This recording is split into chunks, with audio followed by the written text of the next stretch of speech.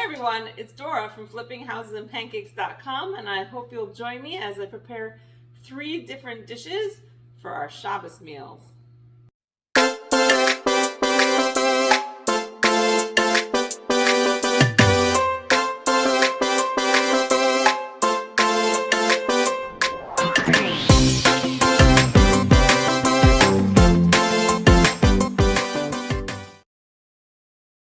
So today I figured I would start by making my Ghondi. Now Ghondi is a Persian dish that they make for Shabbos. It is a soup dumpling made with ground beef or ground meat of some variety. Sometimes people use ground chicken and chickpea flour. So let's get set up. I actually make this, I don't cook it right away. I actually make it, I freeze the balls, the dumpling balls, and then I put them into my boiling soup while they're frozen.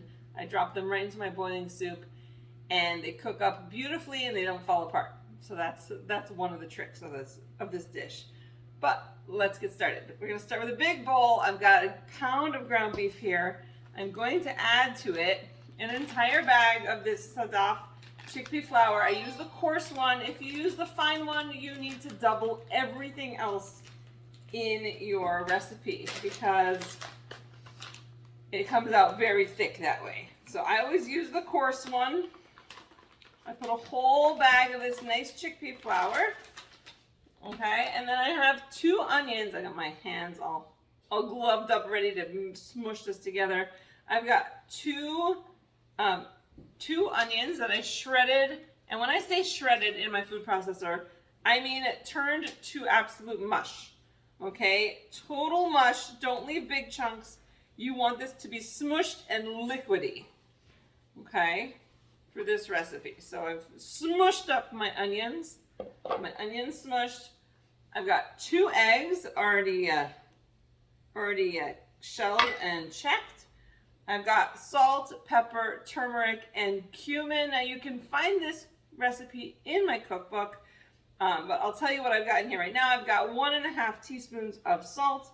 I've got a 1/2 teaspoon of pepper, a teaspoon of turmeric for that nice yellow color, and a tablespoon of cumin, which is the real intense flavor that you want.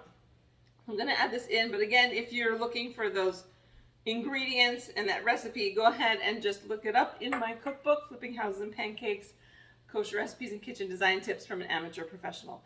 That's all the ingredients I need, and I'm going to start mixing it up into a dough, okay? You don't want to over-mix it because there is ground beef in here. You don't want it to get tough.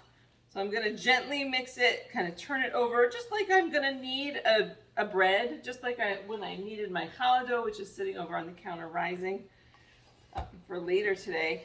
And I am just kneading it together until it turns into a dough. This is one of the reasons I'm wearing the gloves, because it gets very messy. Very messy. We'll try and keep it all in the bowl. We're going to knead it. Takes a minute or 2.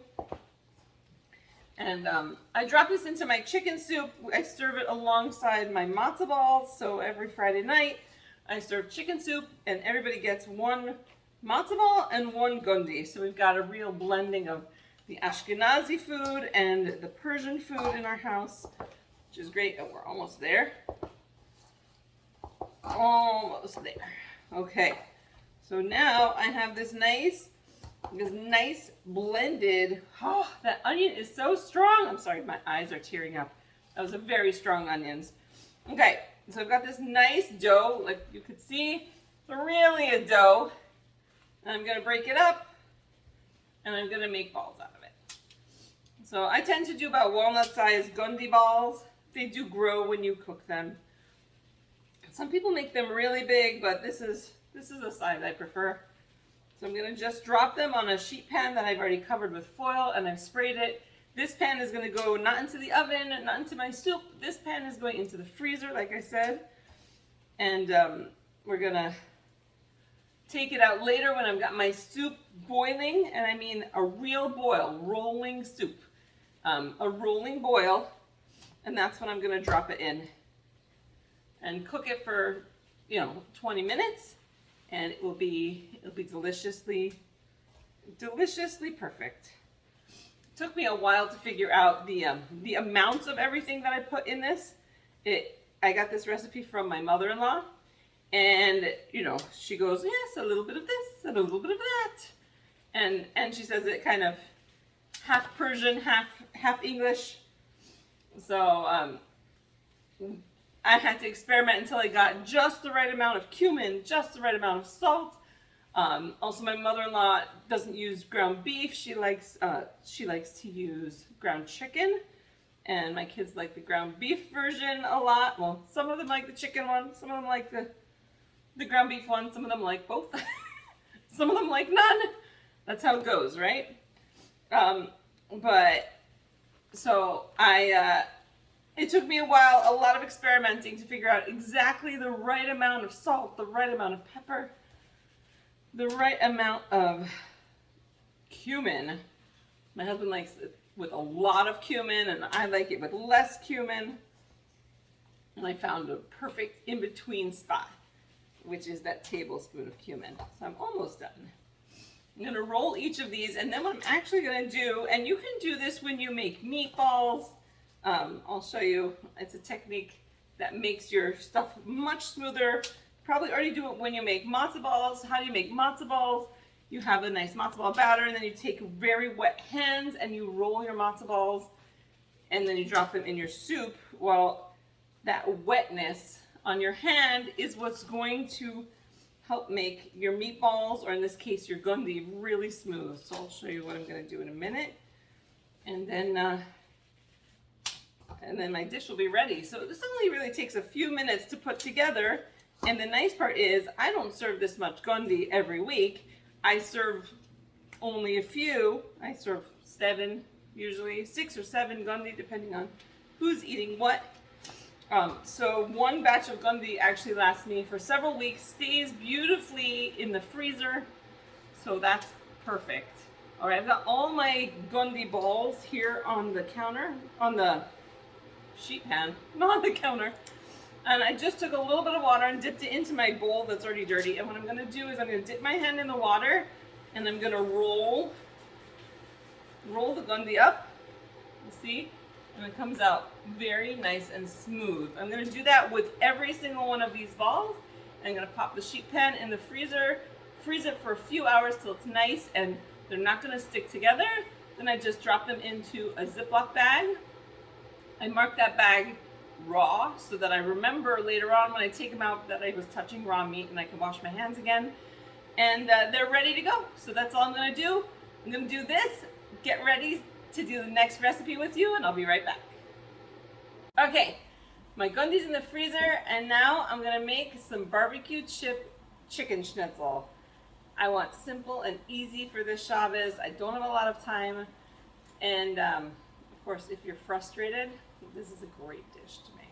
I'm not frustrated, but it is really fun. I'm going to start by taking a bag of barbecue potato chips, put it in a Ziploc, and I'm going to use my mallet, and I'm just going to take a little bit of air out of that. You don't want it to explode. There we go. Just going to smash it until it's all chips. Obviously, you could put it in a food processor, or you could hit it or roll over it with a rolling pin. But I had this mallet out anyhow, because of course we also pound chicken for this recipe.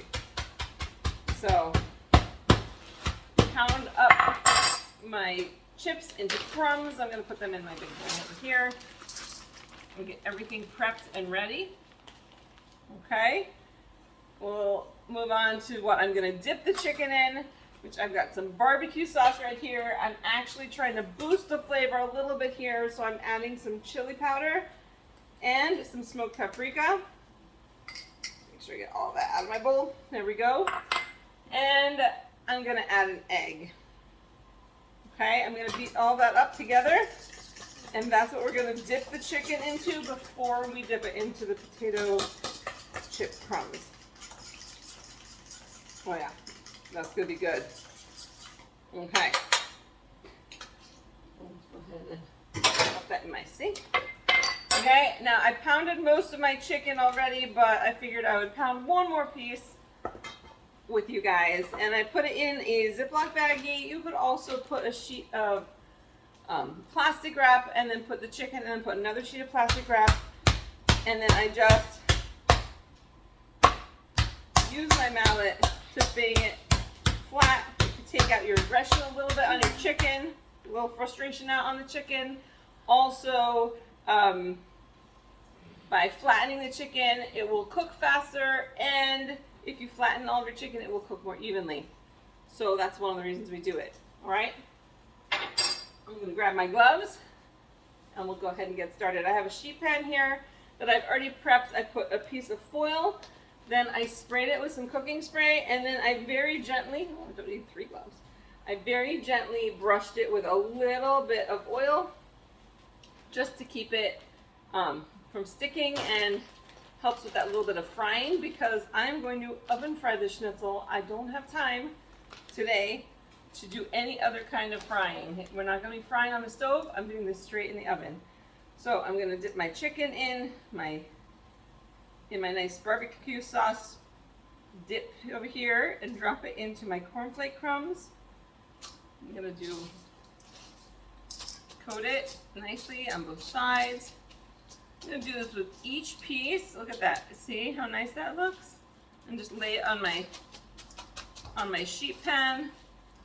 And look at this. Look at that chicken schnitzel. That is going to be delicious. I'm going to do this with all of the chicken that I've already pounded and throw it into my oven. My oven is set on 400 degrees, and I will show it to you later when it's all cooked and done. Okay, the schnitzel's in the oven, the gundi's in the freezer. Let's make a quick dessert. I've got some puff pastry here, pre-made, bought from the store puff pastry, and we're gonna make some coconut pecan pastry bites. These are really simple and delicious. I let this soften. It actually softened overnight in the fridge, but you can soften it on the counter for half an hour. I'm just gonna roll it out so it's a little bigger, a little thinner. Okay. We get it rolled out a little bit, and I'm gonna cut it in half. Right down the middle. Okay, so now the filling. What we're gonna do is I have coconut here, shredded coconut, unsweetened. I'm gonna add some brown sugar. I'm gonna add some chopped pecans. Chopped pecans here. I'm gonna add 2 eggs and some vanilla. Okay, and that's gonna be my filling. I'm gonna mix it up, and now that I'm thinking about it, I didn't bring a spoon or anything, so I guess at least my hands are nice and clean. I guess my hands are going in today. We're gonna get this all mixed up and turn it into kind of like a nice doughy sort of, quite dough, but you'll see, it'll get all mixed together. We get it mixed up really well. Oh, it's so sticky. Wish I had had gloves. Oh well. That's okay. I'm gonna use 1/4 of this mixture on each section. Oh, it smells really good. It smells the vanilla and the coconut together and those nuts. This is gonna be delicious. A little messy, but delicious. Okay, so I'm gonna take about 1/4 of this, and I'm just gonna spread it right down on one side of one of my puff pastry sheets. Here, try and clean my hands off a little bit, and we'll get going. All right, my hands were a little too sticky. I actually did a whole bunch of these and rolled them up, and let me just show you what I did. I put 1/4 of that filling here inside the puff pastry. I left the edges clean, and I'm gonna take it and I'm gonna wrap it up just like a cinnamon bun.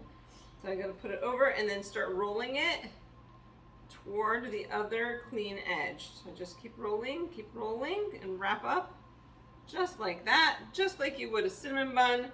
You're gonna pat down or pinch those edges together so that they're nice and set up. And I'm gonna take it, I'm gonna cut it in half, and then I'm gonna cut each half in half, and each of those pieces in half again. I'll end up with 8 pieces per chunk over here. You can obviously make them smaller if you want. And then I'm gonna place them just like this, seam side down on my prepared baking sheet. And you can see I've done a bunch of them. I'll show you what it looks like now so that you can see them. And so much neater once my hands have been washed, which is great. There we go. You can see I've got them all laid out on a baking sheet, and these are going to go into my oven at 400 degrees. When I take them out, I'll show you what they look like. Okay, and here we have our cooked Ghondi. Yum. All right, check out this schnitzel. Does it not look absolutely delicious? Let's see if we can get a piece cut. Oh yeah, look at that. Yum. Can't wait to eat that later. Okay, I can't begin to explain how delicious these smell, but how cute are they? Little pastry bites. Delicious. They smell so good. Well, thank you for cooking for Shabbos with me. I hope you enjoyed it. I had a lot of fun.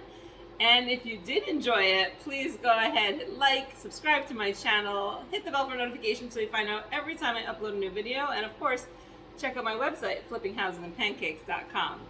Oh yeah, and if you want that recipe for the Ghondi, it's in my cookbook. You can find that on my website as well.